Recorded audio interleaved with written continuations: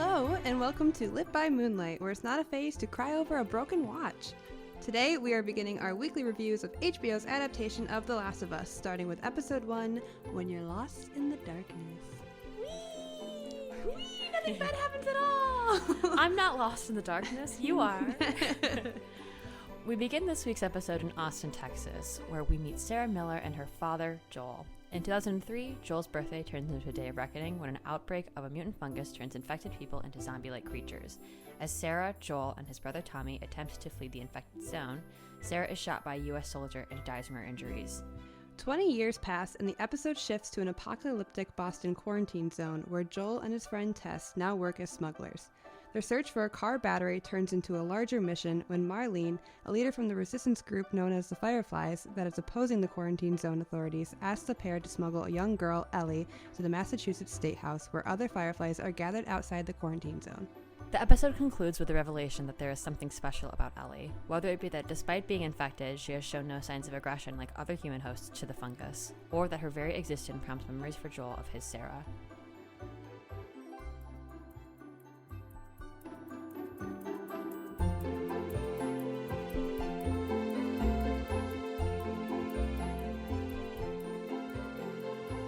Hello, I'm Caitlin, and spending a Sunday being excited that your football team advanced in the playoffs only to end the day utterly devastated by this show is very emotionally exhausting. Yeah, I feel like we went on two different journeys yesterday We really and somehow did. ended up at the same place, and that's devastation. Yeah. It was a lot of highs. You were watching football all day. I was reading this book, which is ironically about game design. Oh my god. That like broke my heart. And you were meanwhile like experienced the highs and lows of D1 football. Yeah. Not even D1 football, Just NFL professional football. Meanwhile, we all ended up at the same place, and that was sobbing. Yeah. And eating Cheesecake Factory cheesecakes and bread. So much to go We through make on a so Sunday. much of our time together. I'm Emberlyn, and I'm making a charcuterie board. Woohoo! What's gonna be on it? I don't know. Charcuterie. Whatever I just bought when I was like, you ever just like you have to do something and you just like, it all comes to blur when you're grocery shopping. You're just throwing things in the cart. Some of it's not even something that's on your list. You get home, you've got like random olives that you never even thought you would want. Yeah, I get to the checkout and I go, oh yeah, I forgot to put that in my cart. That was 3 hours ago. Wow, blue Kool-Aid jammers that I haven't had since I was 8. Why would I put those in there? Why not? Why not? Yeah. So, Amberlyn, did you play this game before watching the show? No, I did experience a PowerPoint that you showed Sam and I last year, and apparently it all stuck with me because when the show started, I was like, oh, I remember all this. One thing about me is I will push my hyperfixations onto my friends. Yeah. In PowerPoint form. Yeah. I do wish I could have played before we started watching the show. But I think it's kind of interesting that one of us comes in to this with the perspective of having done that, and one of us hasn't. So yeah, I was wondering how much of it you remembered. So weirdly, a lot of it. Like once things it was a good PowerPoint, huh? When she hit the fan with Sarah, I remember the clips that you played so well that I was like, wow, continuity. Wow, they're doing it. And then you, of course, have played the game. Yeah, I've played both games at least twice through. I think I did start a third playthrough of the first game because I was hoping to maybe finish it before the series started again, just to have it all fresh in my mind as if it's not ingrained in my brain forever. like a fungal infection. But I've played both games twice, and I was still not emotionally prepared to watch this all play out again. So Yeah. It's like you've had the prompt, you've had the prompting, you've had the practice, and yet it's still not enough. I think every time I play the game, I cry. So last night was no different. Ow, it hurts. So Caitlin, what were your first impressions of adapting this world to television as somebody who's played the game? Well, within just this first episode, it's clear how much attention to detail that they have, that they gave to the game. I felt the first time that we saw Sarah's room, I was like, oh wow, we're really in it, huh? I was like, oh, it's her room. It looks just like her room. And even the layout of their house, I'm like, yeah, I know where to go. Like, you go this way to Joel's room. You've had sleepovers there. Yeah. You know how to work their shower. Exactly. I know how to work their shower. Yeah, so I was just like, immediately I was like, wow, they really did it. Like, we're really in it. There were so many shots throughout the episode that were identical to the game. The dialogue was word for word in most scenes. That even the world itself, like the wide shots of the city that we got and everything within the quarantine zones feels like I'm right back in the game. Yeah. It's incredible. The additional factor of the music helped too. Like I wasn't ever thinking that they wouldn't use the music from the game. Like I feel like of course they would, but I didn't know how much of it they would use. I don't know. It just wasn't something that I thought about. So not only just hearing the main title, like during the title sequence where I was definitely already crying about it because I was like, oh God, we're in it. We're doing it. Okay. But just like all of the rest of the music that was played throughout the show, like when like certain characters talk to each other, there was one moment with like Joel and Tess where like this one music soundtrack like played. I can't remember exactly what it was, but I was just like, oh, don't do this to me. It's so funny because I think it speaks not just to the abilities and intentions of the writers to adapt a game like this and include all those things, but also to how good the game is. Yeah. That like you don't have to do much like finagling with the music or anything because it all still works so well together. Yeah. And the beginning sequence works so well. Yeah, I think that's why I loved this game so much because I mean my favorite games are ones that have like really good stories to it. And playing this game is almost like watching a movie. Like you get really attached to the characters and the music just helps fuel those emotions. I almost feel like the music was the same in Sarah's death scene as it was in the game. Like it felt similar for sure. I really look forward to seeing the side-by-side me too comparisons that people make just so we can see like where things lined up exactly. Yeah. And if at all, which I'm sure they will. Yeah, it's so neat. It's so good. I was just impressed. I feel like it was funny because I felt while I was watching like I was actually playing the game because of the choice of like angles, lighting, camera movement, music, etc. to the point where there were times when I was just like, oh, like I need to press this button like, in order to get to this point. Like it's not just because the first few scenes of the show so closely resemble the beginning of the game. It's just because I mean it's so like there's just something so intentional about the way they do things in the show, like the way that like the perspective works, the way that sometimes when you zoom out you're zooming out the way you would if you were playing somebody. It's like super fascinating. The scene where they're driving and we get like the Sarah's perspective really shook me all night long, as ACGC would say. And I haven't seen the game intro since last year when you showed us it. And it just came back to me all so quickly watching this that I was like, oh, I don't know what happens next. So I was just like gaping the whole time, like, whoa. And also feeling this urge to like contribute, like as a game player, and to move things along that I think only a video game can make you feel. So I was really, put me in coach. Put me in coach. I was so impressed by that. And by, I feel like how all of those little details came together to make it feel like gameplay. Yeah, it's incredible. And yet still like something that we're watching and that we're a part of, because that's so funny. Like the beginning of the game makes you feel like you're watching a TV show. Yeah. And the beginning of the show makes you feel like you're playing a game. Yeah. Like I love that. They did such a good job with that. They did. So much. So was there a specific moment in this episode that hooked you? So reiterating my point about the show's likeness to the game and how the first half an hour or so feels like gameplay. Again, I really enjoyed that. I felt I felt so hooked from that point. Yeah. Because I was like, okay, like how do we move forward with this? I'm really excited to see how that kind of plays into later episodes, and if we see that again, kind of that perspective that makes us feel like we're there in the game. Yeah, I hope so. And if so, I think that'd be awesome. Yeah. I'm inclined to say this is probably going to be a better adaptation of a game than Super Mario Bros. Will later this year, just for the simple fact that there's no Chris Pratt involved, and also because there just seems like so much care and love was being put into creating the show. In the behind-the-scenes content, Craig and Neil talk about how the intention is for Sarah to immediately feel like the protagonist of the show, and that is something that also hooked me. We fall in love with her. We want to see who she becomes because of the outbreak. We want to get to know her. Her character immediately hooked me, and I think if I didn't know what was going to happen later, if I didn't know that she was not going to survive the first episode, unfortunately, I'd be really excited about watching her character navigate this new world. It's funny you say that, because when I started the game, I knew about Ellie because she's on the front cover of the game, of course. So when you start off with Sarah, you're like, oh, who's this? Ooh, a new new character. Like, I wasn't even thinking about the fact that, hey, this is a horror game. Yeah, Like, this is not going to go well. People die. Yeah. But, like, immediately when you start the game, or at least when I started it, I was like, oh, it's his daughter. Like, oh, this is sweet. I can't wait to see what her story is. Oh, okay. Never mind. It's really incredible because I don't think I've ever cried about a character death that quickly. Yeah, and you get so attached. We so only quick. know her for maybe like 15, 20, 30 minutes of the episode. Yeah. And then like 5 that, minutes in the game. Yeah. Yeah. And after that, she's gone. And it's so heartbreaking somehow still. Yeah. In part because it's a child. It's Oh, a young 100%. girl. But also because the first part of the episode is really from her perspective. And that's done intentionally to make you feel like she's going to be the lead. Yeah. It hurts. Yeah. And then when you think about the fact that that Pedro and what was who plays her? Nico Parker. Nico Parker.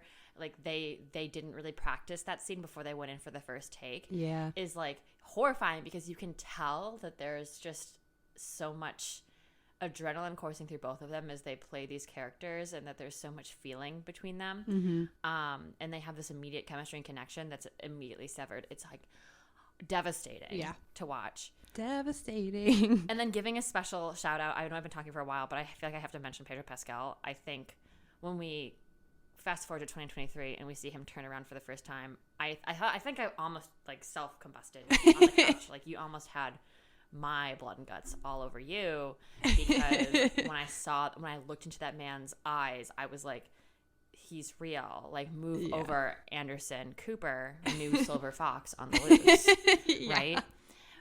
So how about you? What hooked you in this episode? Honestly, kind of the same page for me. Nico Parker did such a phenomenal job portraying Sarah. And as the creator said in the behind the scenes that played after the episode, she has one of the toughest jobs in the show. And that's to make the audience fall in love with you quickly so that her eventual tragedy makes you hurt so much. Yeah. Because you have to feel that, especially for Joel as a character too, because he's clearly so haunted by the loss of his daughter, and that like plays throughout the rest of the game, and of course it will throughout the rest of the show. But for her to just like you said, like seem like the protagonist, like she's so sweet and she's funny and she has such an incredible bond with Joel. Right. And you can see that they have such like a good like kind of fun relationship in a way, and you know, they joke together, and it's so sweet. And like by the time we see her die, it's so devastating whether you knew it was coming or not, because how can it not be? This child just died for no reason. Yeah. Like it's terrible. Additionally, I also loved the calm before the storm elements. So when we have Sarah's point of view, she's going about her daily routines, like she's going to school, she's going over to her neighbor's house, just like having a day. And for most of it, she's kind of unaware of the horrors happening behind her. Like when she's getting Joel's watch fixed, like obviously there's cop cars, and then the store owner like pushes her out and leave. like, you need to go home. And she's like, haha, why? Okay, anyway, time to go to my neighbor's house. And one of my favorite shots of it was when she's at her neighbor's house and she's getting a DVD to borrow from them for her and Joel to watch later, and in the background it's the older lady, I think Mrs. Adler was her name. She's out of focus, but like still like just enough for you to pay attention to, where she's just like convulsing Something's and not twitching. right about that woman. Yeah. And Sarah was just completely none the wiser, which was such a cool and anxiety inducing effect, because it had me going, Sarah, please go home where you're safe, please. And then like the dog is like staring at the older woman whining, and I was like, hello. Something that you said when we were watching it last night was, always listen to the dogs. I was like, yeah, like, he knows. The dog knows.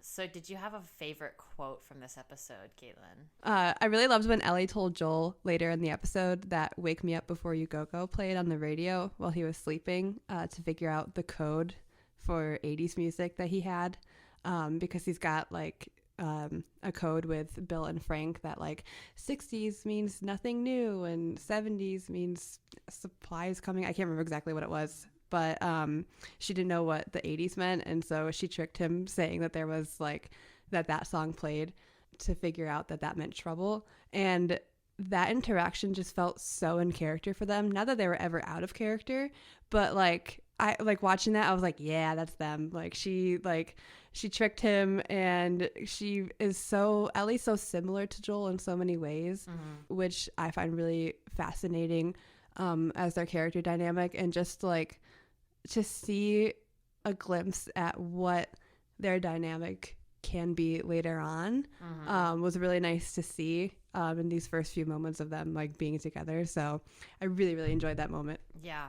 Because it was like, ooh, it's Joel and Ellie. Like, they're here. They're here. I think just generally anything that Ellie said in the show really got me. Yeah. I just immediately fell in love with her because of how intense and sarcastic she is. Yep. And I couldn't tell you explicitly what was said, but I know that Ellie's lines were some of my favorites because she just is like not only the comic relief in this devastating place, but also played so incredibly well. Yeah. By Bella Ramsey. So I was just pleased. Yeah, there's something about like Ellie and her reactions to everything around them, whereas like Joel and Tess are like obviously like serious and like hardened and like we have to like focus on this mission, and like she comes outside and she's like, holy shit, I'm outside, this is amazing, and they're like, can you not please? Like she's aware of their surroundings but also like can't help herself and be like, wow, this is incredible. And she gives me a big like Dustin from Stranger Things energy in like the best way. Yeah. Like, she's just some girl, like she's just some kid, like she doesn't know any better. She takes no shit, but she's having a great time. Yeah. So what song would you be playing on the radio to warn Joel that there's danger? Just because it's been in my head for like the longest time, but also because I think it works here, is Always Something There to Remind Me by Naked Eyes. Yeah. Explicitly because of the overlay between the soldier pointing the gun at Ellie and him, and the soldier pointing the gun at Sarah and him. Yeah, that and was also pain. it's from the 1980s. And perfect. It's cursed. How about you? First of all, that flashback hurt me so Yeah. much. Like I already knew it was happening, and then they flash back to Joel with Sarah, and I'm like, please, no, I've already cried so much. For me, so at the end of this episode, the song they play is Never Let Me Down Again by Depeche Mode. I never know if it's Depeche or Depeche Mode, so I'm going to continue to say it wrong.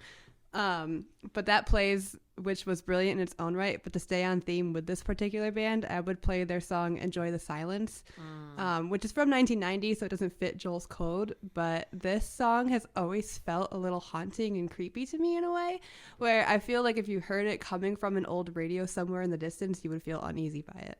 Oh, yeah. That's good. I like that song, so that's like a good. I love that song. That's like a really good, like. I also love this band. For this show specifically. Yeah. So what character would you fix a broken watch for, Caitlin? Ellie. Ellie. I love this character so much. It's why I love the game so much, because Ellie is such an interesting character to me. I love her. I adore her. I love, I'm not giving any spoilers for either games, but she's just so incredible to watch, like, grow and like as she goes throughout this whole apocalyptic world. I don't want to say anything that spoils anything, but she's just so interesting to me, and I just think that Bella Ramsey does such a phenomenal job playing Ellie. I'm basically just in awe that we're seeing Ellie Williams portrayed so well on screen, because I was so nervous when the show was first announced that they were getting like a show adaptation. I was like, oh no, don't screw it up, please. And because I felt like I couldn't picture anyone but Ashley Johnson being Ellie. But Bella already in this first episode has my entire heart, and I can't wait to see what they do with this character. Yeah, I was so pleased by how quickly Ellie's character develops in this episode, which is why I would fix a broken watch for Ellie as well. We immediately have a sense of who they are, and sometimes when you have a damsel character in books and television, what bothers me is like they sometimes end up having absolutely no personality because the writers just don't take the time to craft a personality for them, or they just don't think it's necessary. Right. And in part because Ellie plays such a key role in the story, I'm grateful that they aren't just like some little kid staring and blowing spit bubbles and having no real substance. But instead like this really like deep and complex person. And I also like that as a child character, they are a deep and complex person, because sometimes I think we give kids the benefit of the doubt to the extent that we just don't treat them with the respect I think they deserve in television and in televised portrayals. So I was really excited to see that Ellie from the beginning like has a lot of character and a lot of personality. I also like that we immediately get the hook of what is special about Ellie to Firefly when the little tracker thing at the end gives her the infection status. Yeah. Because now it's like, oh, like, what is she? You know? What are you? What are you? Say it. Vampire. Sorry. But yeah, like, it's really interesting because now it's like, okay, who is Ellie? Like, what is Ellie capable of? Is Ellie just going to, like, one day turn everybody else and eat them? Is Ellie going to be, like, a cure? Is Ellie, like, just, like, some guy? Like, why is Ellie infected? Yeah. Yeah. And not showing any signs. Yeah, it's so interesting. So, what character would you then abandon to the infected? No surprise here, the U.S. military. Whenever the U.S. military is involved in a television show, I am typically inclined, unless it's like Top Gun, where that's the whole point, I am typically inclined to say, oh, I'm not going to like them. And I think that's what makes this such an interesting story because it plays into the post 9/11 paranoia of the early 2000s. Yeah, that's interesting. Yeah, the word terrorist gets thrown around a lot in this episode, which is interesting because the early 2000s signal a period of great mistrust and paranoia in American history. And we see that here. Such that when we zoom forward 20 years, that sense of paranoia and containment and systemic injustice all persist through the police state. It's super fascinating because like all of these quarantine zones are like totalitarian, and like that I feel like that just like speaks to what paranoia does to a system, to like a country, to a system. Yeah, an organization is it turns things totalitarian. This is not like some sort of like, oh, this is what happened during the pandemic today type of statement. I believe the opposite, but I just think that's super interesting that we're able to play on like paranoia about in this like post 9/11 world in this game. It adds this additional context that I find super interesting. Like for example, we see that Joel's brother was a Desert Storm. Yeah, like. What's that about? Why was all this then? Like, how does that transform Joel's brother throughout the season? Like, what does that say about his character? That's something I'm really interested in finding out. And then, of course, you've got, like, this choice that, like, somebody who's higher up in the military makes in telling them to shoot Joel and Sarah at the very beginning. Like, who decides to make that choice? How unwilling is the U.S. government to take a risk on two civilians at this point? Right. And, like, how often have they done this in other places? So yeah, super interesting. I'm attached to that like underlying theme. How about you? Yeah, any person who points a gun at an innocent child in this show got what was coming to them, and I feel no remorse. I don't care if you're just following orders. Please maybe look into the situation before you decide to pull the trigger. That was traumatic. So, Caitlin, what are your peaks and valleys in this first episode? What's your first peak? So my first peak was that even though it felt like someone was throwing a brick at my face, I loved the slow burn of seeing Joel, Sarah, and Tommy just live their everyday lives before everything went down. We got way more time with Sarah than we ever did in the game, and it just made it hurt all over again. It's so much quicker in the game, but I loved that they changed how Sarah learns about the outbreak starting. So in the game, if you haven't played it, Sarah wakes up, hears all the chaos, sees a news report, an explosion outside, can't find Joel until she goes downstairs and he rushes in, and their neighbor is crawling after them because they've been infected, and Joel shoots them, and he's like, we gotta go.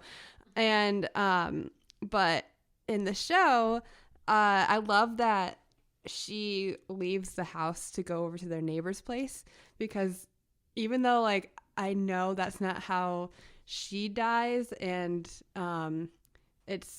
because it was so new, like I was so nervous the entire time, and I was on edge. I was like, just go back home where you're safe, please. Joel's gonna come and it's gonna be okay. Well, for like 5 more minutes, but like, please. And I love that she got to see like the horrors of the outbreak herself, because she didn't in the game until they get into town, and that we as the audience got to see the early stages of the infected up close and personal, because wow, that fungus coming out of that old lady's mouth was disgusting. not nice, but it was really cool to see, and also to set up that parallel of Joel killing the old lady.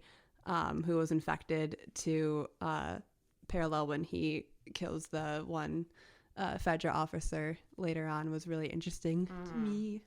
What was your first peek? In terms of an adaptation, I was super excited and impressed by this episode, as the writers seemed to be like very well intentioned in converting the source material into a television show. And while I've never played the game, I've just like seen all of like the clips. I didn't leave this episode with a pit in my stomach, like Netflix's Persuasion left me with. Yeah. I know the bar is like super low, but I think like without having ever played the game, the sense that I was like gaming never left me. Like when the truck first pulls up, when Sarah is like out on the front lawn, that part always gets me because that is just so indicative of like a classic video game entrance. I just remember being like nodding profusely. And then there are a couple other ways that this kind of sticks with me. The first is by simply capturing the look and feel of the game. I love a good apocalyptic setting as someone who used to consume like problematic amounts of apocalyptic literature as a child. I remember in 2009 there was this History Channel special called Life After People, where in these visuals you'd often see urban areas overrun by greenery and desolation. Oh yeah. Seeing that again in The Last of Us really got me because that's like one of my favorite like post-apocalyptic settings, to where like the buildings are kind of like tilted in on each other and there's greenery everywhere, no upkeep whatsoever. And then another way is by having Merle Dandridge play Marlene. Yeah. Iconic. From the moment she arrived, I was like, wee! Again! Yeah, and she played Marlene in the game, which I think is really, really cool. Right. I feel like I didn't want to... Okay, yeah, that's what I meant. Sorry. But, yeah. So that was awesome. What was your second peak? Well, you touched on this a little bit already, but that entire truck sequence felt like I was playing the game again. Yeah. Oh my God. My brother texted me and he's like, I felt like I needed the controller in my hand and I needed to steer it myself. Like, it was so good. The camera in the backseat with Sarah was such a good move on their part, because all you can do is just observe what's going on around you outside while Tommy and Joel frantically try and find a way out of town. Right. And it's so eerie because there's no music. It's just the sounds of chaos and the world falling apart around them. And the dialogue was word for word from the game. I was so impressed. Like, I really like genuinely felt like my thumb was like twitching to like turn it, like I'm gonna look this way. Yeah. And just it was just so well done. Like, that was, like you said earlier, like, this makes you feel like you're playing the game, and they did such a good job. Even just with the touch of like looking at this house that's just on fire and burning, and looking at it as you drive past. I'm like, so eerie, just like the game. Like, so eerie. If I took a shot for every time I said it's just like the game while we were watching it, we'd be dead. I know, at some point you were just like not even saying it, just nodding, and I knew that's what you meant. Yeah. I was like, yeah, they're doing it. I love Jason's point, your brother's point about it. Sometimes it just felt like you needed to have the controller in your hand. I think that's the best way to describe it, because that's exactly what it felt like. It's like there were points when you were just like, I need to take control of the situation. Yeah, like put me in. Put me in. I'm frantically pressing square so Joel can kick open the door. Yeah. Like, let's go. What was your second? So Joel's character development over 20 years really got me, because I mean, sometimes it's really, I think sometimes in shows when people want to show like a time change, they're just like, give them glasses to show the time has passed. Yeah. But Pedro Pascal wears the impact of Sarah's death on his face so well, and by well I mean hauntingly. Yeah. When we first see him post outbreak, he's carrying a child's body to be burned, and we just get the sense that he's absolutely seen it all. Like, nothing can traumatize him at this point. Now that he's lost Sarah, like, he's gone forever, or so you think, right? Mm-hmm. This part of him died the day he lost Sarah. It's chilling. It's like, oh my God, how does somebody come back from that? I think over and over again in this episode, I just kept having this thought process of like, why not just die? Like, why not just give up? Like, I don't know how you could possibly function in a post-apocalyptic world, with a pandemic raging, and then like your child is dead. Like, I don't know how you move on from that. So to see like just the effect that's had on him to stay alive and yet have that part of him just kind of be gone. There's no light in his eyes. Crazy. So how about your valley, Caitlin. Did you have any valleys when it came to this episode? Well, I have no valleys besides being emotionally distraught, but I kind of brought that upon myself having played the game twice over. Right. So I'll just use this space to put all of my love out for Bella Ramsey as Ellie. Oh, yeah. Bella's perfect. They perfectly captured Ellie's take no bullshit attitude while also showing subtly her vulnerable side. Yeah. When Riley is mentioned, which it looks like we're going to be getting more into next week. So if you don't know about that, buckle up. And if you do, bring your tissues. You already know. But I love that Ellie has like this hardened exterior, but you see those moments where you remember, oh yeah, she's just a kid. Right. And Bella Ramsey does such a good job. Already completely in love with Bella as Ellie. Cannot wait to see more. Yeah, they do an amazing job. Yeah. I'm obsessed. My valley is that this premieres on a Sunday, and that I'm just supposed to spend every beginning of my week like this for the next couple of weeks. Like, yeah. You just want me to go to bed like this at like 10 p.m. Like, fuck off a little bit. Mm-hmm. Like, I don't... and like, I know what you're thinking, like, oh, just watch it a different day. Why would I do that? Right. Why would I do that? It's about the collective experience of everybody watching it on Sunday. Of suffering. Yeah, it's just, I feel like Sunday, like a Thursday perhaps, like a Saturday, a Friday even, I could be happy with. But y'all were really like, no, cry on Sunday. Mm-hmm. Take your Sunday scaries, amplify them. Make them worse. Make them more traumatic. Get another pandemic involved. Yeah. Like, ruin your own life. And I was like, sure, I will. Thanks, HBO.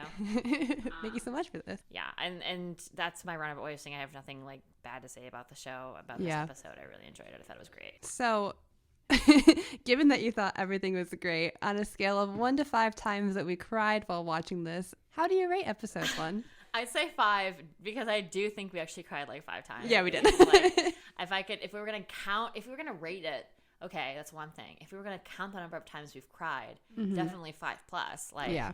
But yeah, I really enjoyed this. I'm really looking forward to future episodes. I'm excited. I know that my partner is excited to dive into this with me. So I'm looking forward to curling up on the couch every Sunday and just experiencing the worst of humanity. Yes. For like an hour.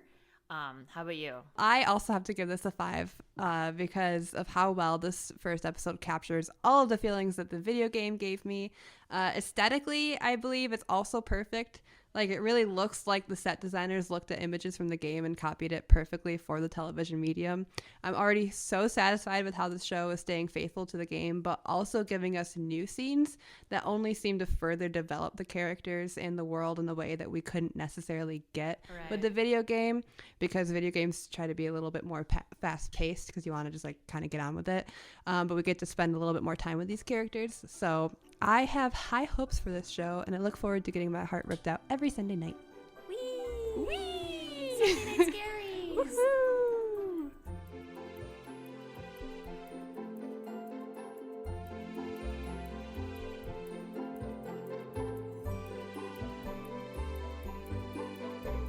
Thank you for listening to By Moonlight. This concludes this week's episode. Tune in next week when we review episode 2 of The Last of Us, Infected.